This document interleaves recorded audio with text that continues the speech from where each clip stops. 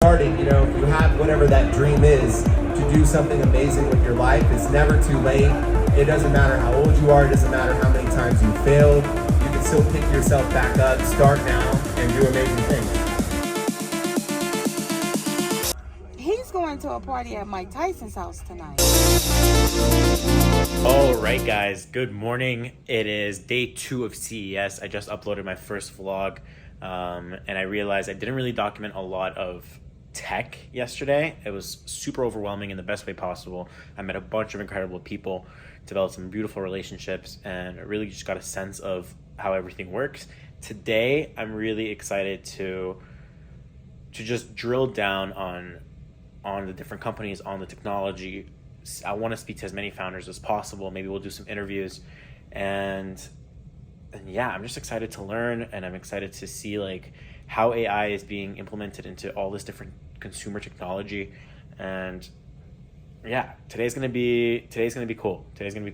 So let's get on board, and let's just have a great day. See you soon.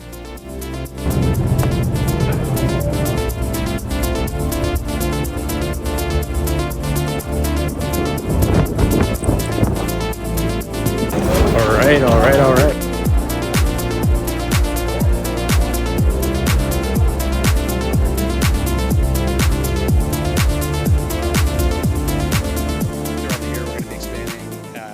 Partnering with Uber exclusively, actually, in Austin, Texas, as well as Atlanta, Georgia.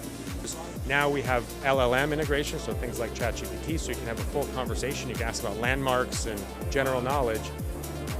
Hey, so we're at the AI, autonomous vehicle, machine learning, and software space, the West Hall of CES, and it's super exciting. We're learning a lot about autonomous vehicles, the deep learning, machine learning, and overall AI that's going into a lot of this technology, and super exciting. Got a chance to speak with Waymo, got a chance to speak to SoundHound AI, and excited to speak to a lot of other companies as well.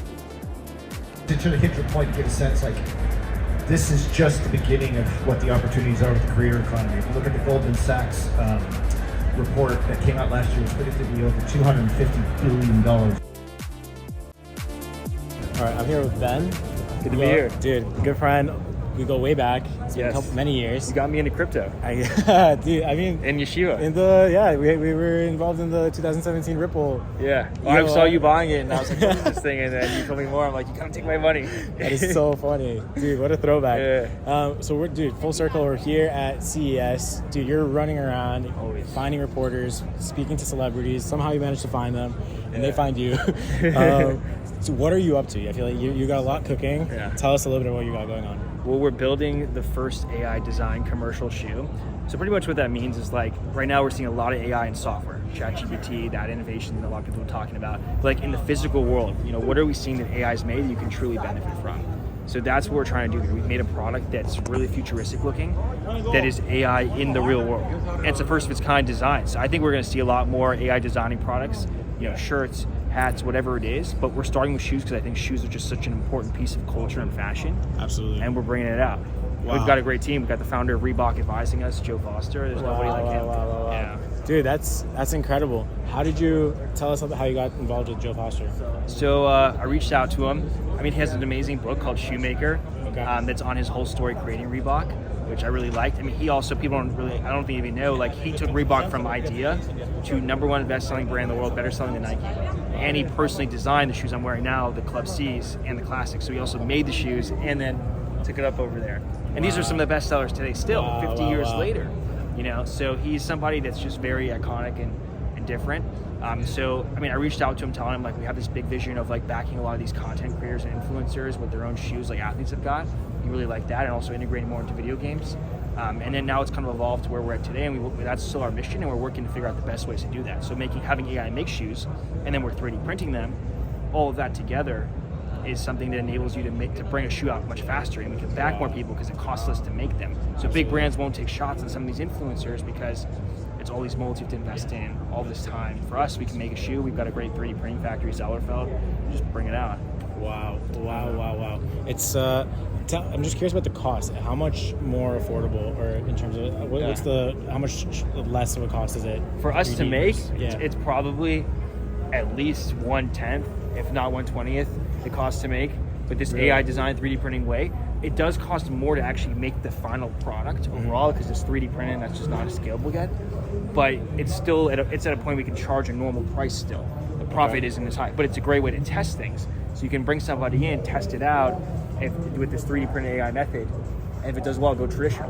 So it gives you this whole new step of like, hey, I can take a shot on you, and because it's going to cost me a lot less, and we can see if you have potential, and maybe some people have huge potential, but have never even had a shot to even figure that out. You know? Wow. Okay, that's incredible.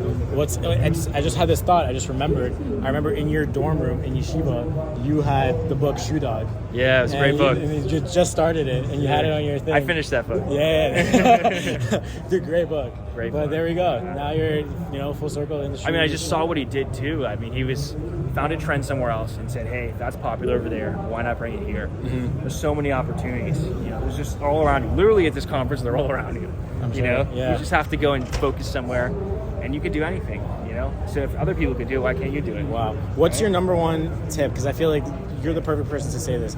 How do you find opportunities? If you have a hustler out there, what's your number one tip? Well, a lot of people think opportunities kind of just come to you. I don't know how much I believe that. I really try to. I mean, sometimes they do if you position yourself right. I try to go out there and just try to get as many opportunities. And one of the best ways is through networking events. Putting yourself out there. And if you have no value, you just graduated school, let's say you have no perceived value, you can learn about a subject really deeply and have your own thoughts and talk to people about that are at a high level, and they'll respect and appreciate you for that. Wow. That's kind of how I started. I would just talk to people in the crypto space based on stuff I read online. And I talked to some major different people and built relationships with them because I knew what I was saying. I was actually really trying to take time to learn this stuff. Wow. So there's always value you can have, but networking is an excellent way to get in. Okay, amazing. And last thing, you're also the host of Legends and Leaders. Yes. Where can people find you? They can find Legends and Leaders on YouTube, and me on any platform at Ben Weiss, the one with the sneaker in the bio. That's an easy way to find it. Amazing. And remind us the name of your shoe company? It's called Syntilay. Okay. Yeah. Okay, keep an eye out. When's it coming out? It's coming out in like a week and a half. Yeah. Big stuff, guys. Have you seen it? All right, thank you, Ben. Thanks. Let's say user A has a mind.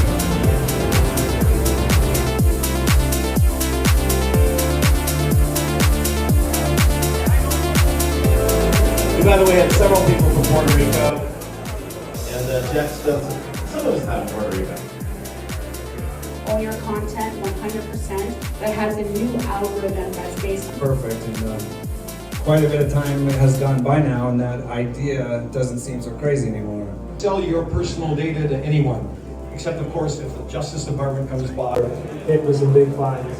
So all of these banks failed because they have a common problem, which is they take money from the rich and give it to the rich.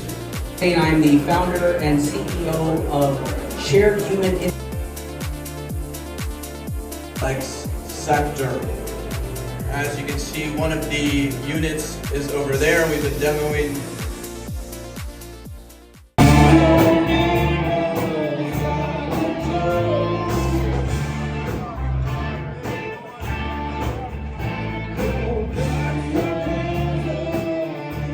What a night. I'm on the driveway of Mike Tyson's old house, and now Michael Terpin's place. And what an event he just threw and put together. I'm still in shock and honored and humbled to have been able to attend that and just meet and speak with so many visionary founders that I know. Again, I'm a nobody, but in terms of my prediction, but telling you there's people in that room that will be in the top 10 biggest contributors to the next 10 years. Just from what I've picked up, some of them I had a chance to just schmooze with briefly. Hopefully I'll get a chance to interview them a little bit more over the next couple of days. Others, I'm just in sheer awe and didn't get a chance to communicate with. And honestly, at this point in my life, I don't know what I would say other than a couple just you know, there's no words other than just admiration. And so this definitely makes me want to get back more, double down on crypto and AI. There's so much for me to learn, and I'm just I have a lot of reflecting to do, and I'm just grateful for the experience I had tonight.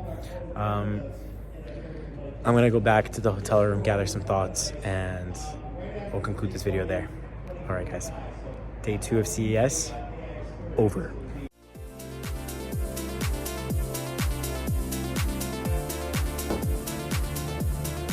All right, end of day 2 of CES. So many thoughts top of mind, but as promised, this is kind of just to close it out. On a personal level, what's really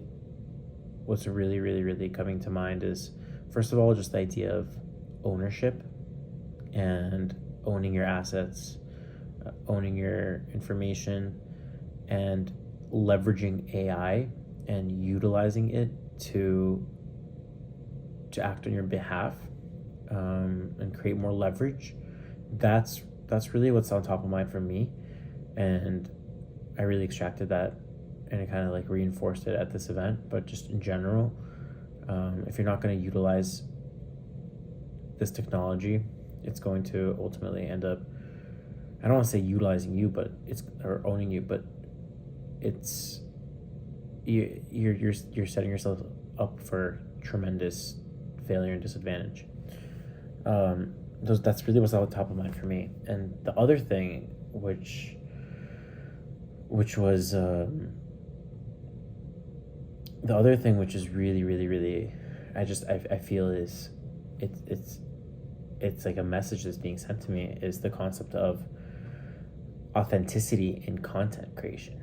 And I mean, there were a lot of really cool brands tonight, and so the one that I really felt like resonated with was the company called Own, which is going to be a social media that allows you to own your content and own your audience, and at the same time it you know, it's connected with crypto and there's AI capabilities, and it's a little bit too above my pay grade. I'm really hoping to have a chance to interview Katya tomorrow, the founder of that company. But that, in conjunction with what I was speaking to about with Dhar Mann, is the concept of authenticity is trending right now, and social media is on a trend to that it's starting to appreciate authenticity a lot more. And for me, as somebody that's created hundreds of hours of content but been afraid to put it out, and also prides himself on trying to show up in the most authentic way possible in this world, that to me is kind of like a full circle moment. And so it's just cool to have heard that today after I put my first vlog out earlier today, where I'm, you know, it's just being authentic, being transparent with the journey. So that's what's really top of mind for me. And I apologize if I'm being a little bit incoherent. Super tired, a crazy day. I have a long day tomorrow. I'm super excited. But that's kind of like to close out my thoughts. Ownership, privacy, you know, and leverage. Those are really important, I think, pillars going into the next 5 years. And I'm seeing that on a variety of different sides, and it's coming like from conversations I'm having here at CES. So yeah. All right. Okay. We got day 3 tomorrow.